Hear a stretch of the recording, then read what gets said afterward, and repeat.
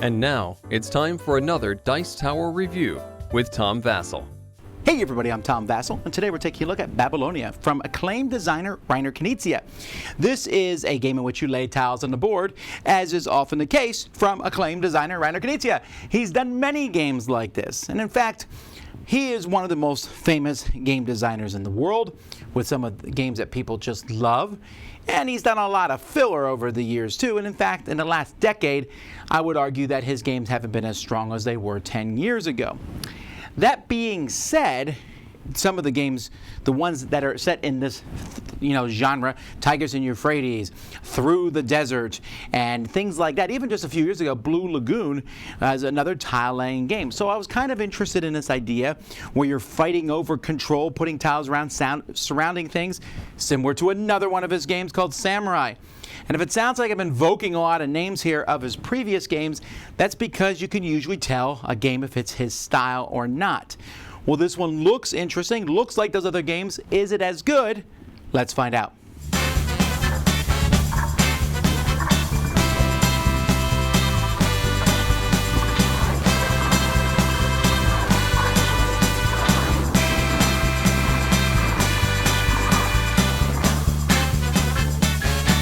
In this game, you're going to first set it up by putting ziggurats on the board, shuffling these tiles and placing them out. Some tiles are cities, like this one, which has a symbol on it. Some have 2, some have 3. Or you also have farm areas out on the board, or areas that the farmers can go to, crop fields. Players are going to get a whole bunch of tokens of their type and draw 5 of them and put them in their tray. And then players are going to be taking turns going around the table. Now, when it's your turn, you have 2 options. You can either play any 2 tokens you want from your hand. Now, there are different kinds of tokens. Some of them are nobles. Nobles match the different cities and the symbols that are on the board, and some are farmers. You can play any 2, or you can play basically 3 or more farmers. You can play as many farmers as you have in your rack. Each of them is going to be placed on any free spot on the board, any hexagon on the board. You can put something there. Now, when you're placing tokens, you're going to either place them face up, or if they're in a river spot, and the river spots have a symbol there to show them, you'll place those face down. If you're placing a whole bunch of farmers, you can't place them face down. Every time you place a token next to one of the ziggurats there, it doesn't matter if it's in a river or not, you will get 1 point for each ziggurat that has one of your tokens next to it. So the more diversified, you can score points when doing that. Farmer tokens can go into crop fields, but you already have to have someone next to the crop field to do that. So if I'm next to this crop field, I can then place this farmer in that crop field. You're going to get points for that field. Some of them have a number on them, like this one here, which simply gives you 6 points. Other ones have a city marker in them, which will just basically give you a point for every city tile that's been scored over the course of the game, and that's been in front of a player. As city tiles are scored, they're going to be taken and put in front of each player. So how do you score a city tile? When the last tile next to a city is placed on the land, the river ones don't have to be there, although that's okay if they're there, then that city is going to be scored. So first, players are going to score if they have nobles that are next to the city or attached to the city that match that symbol. So the blue player here has 3. Each of them would score 2 points, so the blue player would get 6 points. The tan player has 1, 2, and then following through the river, 4 total. So the tan player would get 8 points. Then this token goes to the person who has the most next to the city. In this case, it's a tie, so nobody would get it. But let's pretend that there would be one more blue next to it. Then blue would get this token, and they would immediately score 1 point. However, everyone else who has a city will also then score a point for each city you already have. So if I have 3 cities and I tick this one, then I will get 4 points. And then the next time I take a city, I'll get 5 points.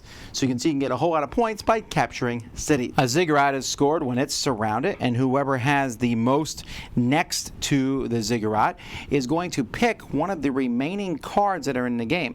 So this card, for example, gives me 10 points. And some of the cards give me a special ability. From now on, my tile rack can hold 7 in my hand. From now on, I can play 3 nobles instead of just 2 on my turn. And so they each give you special abilities. This one gives you extra scoring for cities that you have, and you'll pick one of the remaining ones that's left if you get another ziggurat. After you pick these actions, placing 3 tokens, 3 farmers or more, or just 2 tokens in general, you'll draw from your face-down tiles and fill up your stand to 5 tokens and go on. Once somebody runs out and they can no longer fill their stand with tiles, then the game is immediately going to end, or if there's 1 or fewer cities left on the board, the game will immediately end, and whoever has the most points is the winner. Well, they're mostly really good components here. I really like these wooden discs. You know, they're better than tiles. They feel nice. They're good to put on the board. I would say that perhaps some of the numbers and things are a little hard to read, and the board looks fantastic. It's a beautiful board, but it is a little hard sometimes to see what stuff is. I'm glad that you can see on the close-ups of the river spaces that they have little wavy lines in, so you know they're river spaces. The ziggurats are really cool. The tiles are nice. They give you a couple extra tiles if you want to play with, you know, mix and match tiles that are in the game. But there's one fairly negative thing about this game, and that's these racks here. So you're going to put these tiles in these racks, and you can see that they stand up pretty hard, but it is not hard. You bump these at all and they fall over.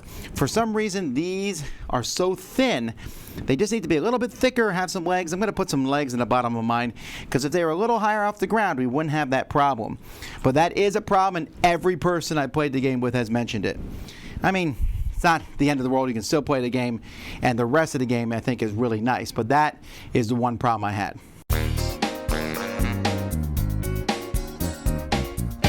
I really enjoy Babylonia. It is a mean-in-your-face style game, but not in the way you might think. You're not really attacking other players, but you are definitely fighting for control. You have to be very cautious not to let someone get a big spider web where they have the arms of tiles twisting out and touching lots of cities, because they will score a ton of points every time a city is scored. At the same time, if you do that, you're probably only touching cities and not winning control of those cities, and winning controls of cities can really pile up the points also. And at the beginning of the game, you probably want to grab some ziggurats because, hey, who doesn't like special abilities? And you can't discount farmers either, because farmers will A, help you connect things to each other, and B, score those farm tiles, which can also be a lot of points. This game is very simple in its explanation. It's just, hey, put out a couple tiles. And, you know, when I look at this and people say, well, what about this? Well, in one instance, it's kind of like Through the Desert in one of his other games, where you put out 2 things on a turn-ish. And it's like Tigers and Euphrates, where you have different symbols with tiles and you're fighting over areas. And it's like Blue Lagoon, because you're trying to connect them across the board. But it does feel different. It has a different feel to than those other games, and I really enjoy it. I really like the very in-your-face confrontation that this game has.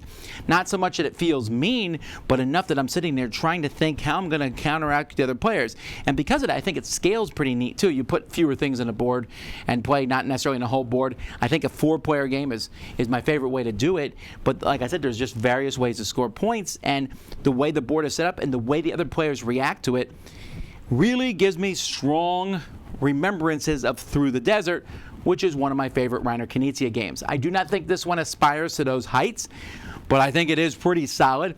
The wooden pieces don't hurt, aside those trays, and the whole thing has this kind of feel of this classical, I move, you move, we all try to stop it. But as the game goes by, there's also this constant scoring and scoring and scoring, and someone can score a lot and seem like they're pretty far ahead.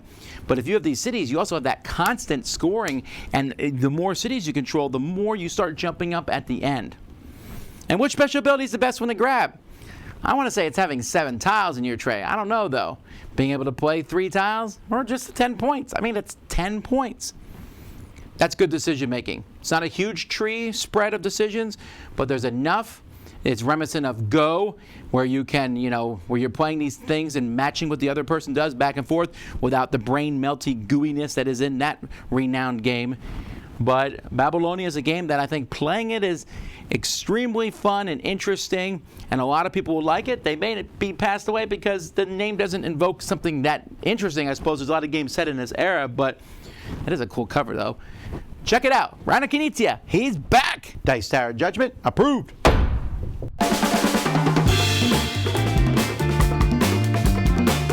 Thanks so much for watching another Dice Tower video. If you enjoy our videos, subscribe to the channel for more fun, comprehensive board game coverage. Also, consider joining us at one of our events. Come to Dice Tower Retreat, a small, intimate gathering where gaming is king. Join us for Dice Tower Cruise, the largest board game cruise. Attend Dice Tower West in Las Vegas for gaming fun on the West Coast, or Dice Tower East in Orlando in sunny Florida. Dice Tower Conventions, the friendliest gaming conventions on Earth. I'm Eric Summerer, and you've been watching The Dice Tower.